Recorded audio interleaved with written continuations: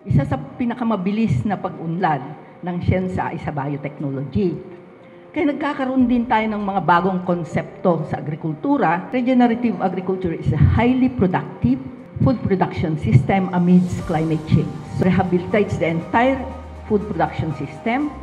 It strengthens the resilience of the food system against climate change, and it blends sustainable innovation with tradition. So we have to address the harmful impacts of agriculture. One of the biotech solutions that we found there are GM crops. They are more productive than your ordinary varieties.